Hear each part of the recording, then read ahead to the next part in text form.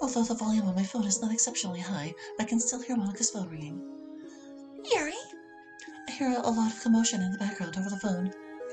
Quiet down! I can't hear! Yuri, what's going on? Hey, Monica. Sayori! Sayori takes the phone away from her ear as the background noise on the phone goes crazy. Yes, Sayori, her son was on the phone. No, I haven't. Here, no, hold on, I'm putting you on speakerphone. The commotion resolves into the voices of Natsuki and MC as Monica switches to speakerphone. Are you really okay? When are you coming home? Sayori, I am so sorry for... I hear MC's voice choke away into tears. I'm sorry too. But as you can tell, I'm awake and doing okay, but my throat is sore and it hurts a bit to talk. Just take it easy, get better, and let us know if you need anything. You'd better get better. If I have to help take care of your boyfriend again, I'm gonna kick your butt. Natsuki. What? Sayori tries to laugh, which quickly turns into a cough. I don't think she was trying to end the conversation early when she said her throat was sore. Thanks, everyone. I just wanted you to know that I'm still here. I'm gonna hand the phone over to Yuri now. I hear shouts of goodbye as Sayori passes the phone over to me. As I put the phone to my ear, the voices of Natsuki and MC fade into the background as Monica turns off speakerphone. Yuri? Yeah. Do you know if she's going to be okay long term? I feel uncomfortable being asked this, especially with Sayori right in front of me listening. Also, I don't really know anything. Sayori looks fine, but is there any damage from oxygen deprivation? Will they be able to help her with her depression and suicidal tendencies? I begin to stammer a bit over the phone. I don't know. I hear Monica sigh. I'm sorry for putting you on the spot like that, Yuri. It's just, forget about it. Everyone is alive, and as much as I hate to say it, but for some reason I feel like we should just call it a win right now. I don't know what to say. I can't help but think she's right. I can't bear to imagine if we had lost Sayori. Anyways, thanks for having your call.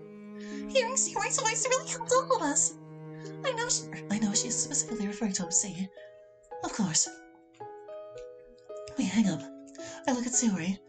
Did you want something to read? I have a spare book on me. Not right now. I have a lot on my mind. I take out my spare book anyway and set it on the table next to her bed. I noticed her bow was sitting there as well. I'll just leave this here for you in case you change your mind. Thanks. I sit down on the chair next to her bed and pull out the novel I'm currently reading. You don't have to stay here with me. I look up at her in surprise. I don't want you to worry about me. You are my friend. I am going to be concerned for your well-being no matter where I am. If you ask me to leave, I will of course do so. However, I want to be of assistance to you. I don't know what kind of help I can give her even if I am here. I feel a little useless right now. Okay. She lays back on the bed and closes her eyes. She isn't sleeping or even trying to. I wonder what is going through her mind right now. I admit I'm hardly able to focus on my book right now, which isn't something that happens to me very often.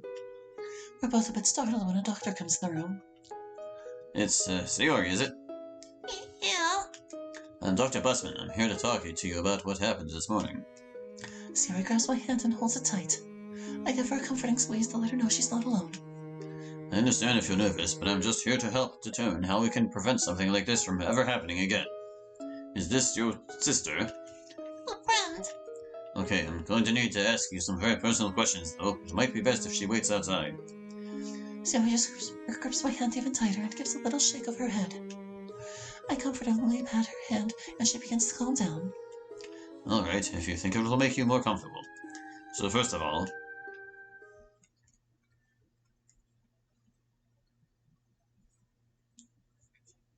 Alright. 1 year into the future. June. Woo! It's time to party! Someone is certainly excited to graduate. Oh, yeah! She does seem more outgoing than usual. Did you sneak in another bottle of wine, Yuri? Please tell me you didn't. I can't help but fiddle with my hair. I didn't. I turn away and blush. Ever since Monica caught me bringing in a single bottle of wine to a club meeting the one time, I'm never going to live that down, am I? Nope, never! Careful, Natsuki, or someone might remember your involvement in the Happy Pig incident. Are you sure you want to bring that up, Meredith Caleb? Learning MC's real name had been a big surprise to us. I see why he hates it and always goes by MC as much as he can. Okay, everyone. We're here to have fun, not fight. And we all swore to never speak of that again. That's right, so put that book away, Harry. But this is how I have fun. I can see them all looking at me. I sigh and put my novel back into my purse. As I do, I see the knife I brought today. It reminds me of when I cut down Sayori, and my mind wanders to everything that's happened since then. Sayori now takes antidepressants, and while she still sometimes has rainy days, she hasn't tried to harm herself like that again. I also haven't cut myself since then either. Sayori and MC started dating and have been practically inseparable. I don't spend as much time with her now because of it. Since she and MC are always together, I end up feeling like a third wheel when I'm with them. I think Sayori knows it too, since she keeps suggesting we go on double dates together. However, no one has ever asked me out. And while there are a couple of guys that I'm interested in, I don't have the courage to confess my feelings to them. Fortunately, I have my books as always, and Earth to Yuri! I'm jolted out of my musings by Natsuki giving my arm a playful shove. Looking around, I see that Sayori and MC are cuddling and whispering to each other while Monica is doing something in the closet. Sorry, I was just thinking. Well, I was trying to ask if you'd read the latest volume of Barbie Girls yet or not. I'm curious how much you thought about the changes they made in the Minori's characterization. Natsuki managed to convince me to start reading a manga called Parfait Girls a few months ago. While I still prefer fantasy and horror novels, I admit the story has caught my interest more than I thought it would, and it has given Natsuki and I something to discuss together during club meetings. No, I haven't. It only came out a couple of days ago. I figured I would just borrow your copy when you're done reading it like usual. While I do enjoy reading Parfait Girls, it isn't something I collect like Natsuki does. Oh, sure. Oh, you can keep it. You can have all of it if you want. I'm surprised and a little concerned to hear this from her. She has always been quite protective of her books. When I first started borrowing them, she always made quite a fuss to make certain I would take care of them properly. Natsuki. Come on. Natsuki pulls me over to the closet. Oh, good. I was just about to remind you do not forget to take your positions when you leave. Since this is our last meeting, anything left here will either be thrown out or donated. Especially since there won't be any members next school year. So the club is being disbanded. I am saddened to hear this, but I realize there is no other choice. With all 5 of us graduating, there won't be anyone to take over when we leave. Even if another group of students start up a new literature club someday, it won't have any continuity with this one. That makes it even more important to not leave anything behind. Yes, my tea set, of course, and I suddenly put 2 and 2 together and look at Natsuki. Where are you going to keep your manga? Like I said, you can have all of it if you want. I still can't take it home, so whatever you guys don't want, I'll donate to the library or something. Natsuki! My dad's right. It's stupid, childish, and it's long past time I grew out of it. Or grew out it. Graduation is as good of a time as any. I feel my anger begin to rise. No! I hear gasps of startlement across the room from Sayori and MC. As you have told me many times since joining the club, manga is literature. It's neither stupid nor childish, especially the kind you read. Yuri! And I am not going to let a friend of mine simply throw away something I know they care about so much. I appreciate the thought, but you'll never convince my dad. I don't intend to. I will take your manga home and store it for you. Not to keep, just to hold on to until you can take it back. Which will never happen. No, Yuri's right. We're graduating high school. We'll all be leaving for college or getting jobs and moving out soon. And when you do, you can take your manga back then. Natsuki gets really quiet. After thinking for a bit, she walks over to a desk and sits down on it. Gosh, looks like she dashed. Sayori! No, don't mind me. Natsuki! You guys have everything figured out, don't you? You mean about your manga? I was just trying to be helpful. Natsuki shakes her head. I'm not talking about my manga, though I appreciate you offering to hold on to it for me. Well, that's a good idea. I just realized you all have plans for what you're going to do with the rest of your lives, and I don't. Yuri and Monica are going off to college. Sayori and MC are. What I'm trying to say is that I've spent my entire time here learning useless facts. Like, what's the primary export the Republican of Nusquam is? That's oil, right? Yes, it is. That's my point. Who cares about that? You know, just forget about it. We're here to have fun together. I don't mean to be a party pooper. I'm just gonna go get my stuff out of the closet real quick. Natsuki gets up and walks back to the closet. Monica starts to follow her, but I catch her arm and shake my head no at her. I follow Natsuki. I thought I would help you since I'll be taking your manga home with me. Oh, thanks. Together, we start pulling down the boxes and stacking them up outside the closet door. Each box is heavy enough by itself. I'm not certain how I will get all 5 of them home. It's scary, isn't it? Huh? It's scary to be forced into the real world without any sort of plan. Yeah, I never really thought too much about it until now. But my dad can't afford to pay for college, and between my grades and extracurriculars, I don't qualify for a scholarship. I loved being in the literature club with you guys, but it's not like debate or one of the athletic teams that can help you with stuff like that. I know. It's why I'm not going to college either. Natsuki just looks at me in confusion. But you're so smart. I sigh. I am nowhere near being a star student. Sayori has a higher GPA than I do. I had no idea. Monica's the only one of us that I've heard has made definite plans. I know she's sent in at least a couple college applications. I don't think Sayori and MC have any plans either. Oh, they have plans. I look at Natsuki questioningly. She and Sayori do more social activities together, so I suppose she would know more about Sayori's goals than I do. Forget I said anything. So you really don't have any plans for what you're going to do now you've graduated? I'm embarrassed to admit it, but I also have been struggling to figure things out. My current plan is to get a job and start taking courses at the community college. Though even with that, I don't have a specific goal or degree in mind.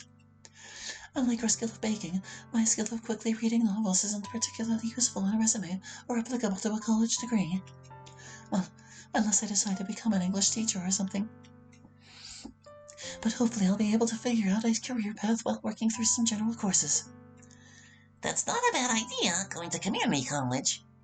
I guess that's what I'll probably do too. Though it means I'll have to keep living at home with my dad for who knows how long. I will keep your manga safe for as long as necessary. Thanks. You've been a good friend to me. I look at her questioningly. Ben, I thought all of us would stay friends. For life. Yeah, you're right. Of course we're going to stay friends. I smile at her. That's all my manga. Did you remember to get your tea set? No, I didn't. Thank you for reminding me. As I collect my tea set, I notice a familiar wrapped cupcake tray sitting near it. I can't see clearly through the wrapping, but I can tell there are cupcakes inside. Natsuki. I point towards the tray. Natsuki puts her fingers on her mouth and whispers. Don't say anything, especially to Sayori. They're meant to be a surprise. Should I make some tea to go along with them? Natsuki looks towards the clock, then she looks towards the others. Actually, that's a good idea. So you really want to make tea for everyone one last time. It will be the perfect excuse to put the desks together. I fiddle with my hair while thinking. It's not like Natsuki to be so tight-lipped about bringing cupcakes. But she obviously has something special planned and I don't want to disappoint her. I nod and collect my tea set. I'll be right back. I lift up the teapot to show why I'm leaving. You're going to make tea? I guess if you really want a cup. Hey, a cup of tea would be great for a final toast. Can you help me push the desks together, sweetie? Sure. When I return with the water, I see that the desks have been put together. I begin heating the water and choose a simple black tea. Once the tea is ready, I set out 5 cups and carefully pour it. Thank you, Yuri. I give her a slight bow. Natsuki? Natsuki pokes her head out of the closet and sees what's going on. Oh, now? Yeah, I'm done in here, except for one last thing. Natsuki walks over towards us. I'm a little surprised to see she isn't carrying the cupcake tray. I assumed now was the time she would have brought them out. The last box is too high up for me, and I can't reach it myself. Can you get it for me, MC? Monica and I give each other a questioning look. She knows it is not at all like Natsuki to ask for help because something is too high. I know that she has no boxes left in the closet right now. It has to be the cupcakes, but why MC? Not a problem. I'll help. Sayori starts to stand up, but Natsuki pushes her back down. Oh, no, you don't. You and him alone in the closet together? I don't think so. What? Do you really think we'd in the closet? I don't know. You two have been pretty serious. Well, I mean, it's right here. I think Natsuki broke Sayori's brain with sheer embarrassment. Even I feel uncomfortable, and I'm not really part of the conversation. Fortunately, we're safe by MC returning with the unwrapped tray of cupcakes. My eyes grow wide as I see their design. Cupcakes!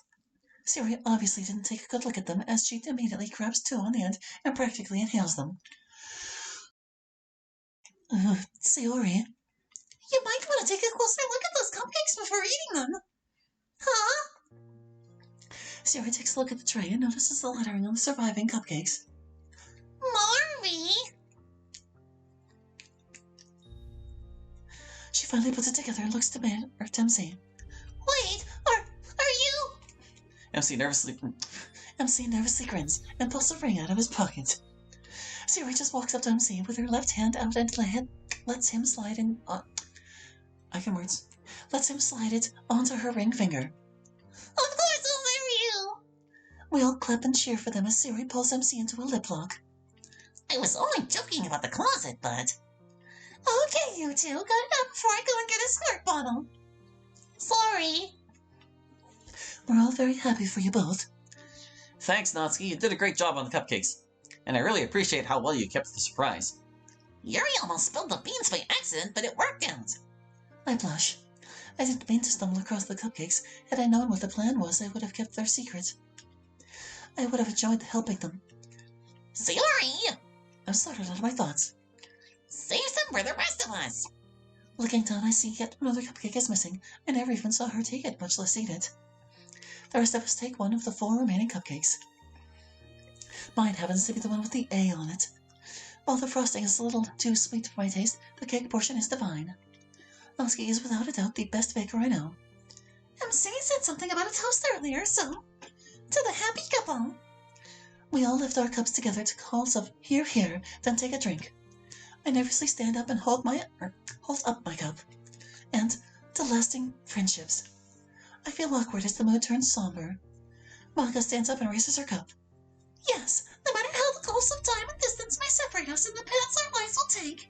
May the friendships we made together in this club last forever. To everlasting friendship. I said lasting friendships. I'm dumb. Don't mind me. I've had a long day. A very long day. Oh, God. September, year 2. I guess we could... No, we might as well stop here.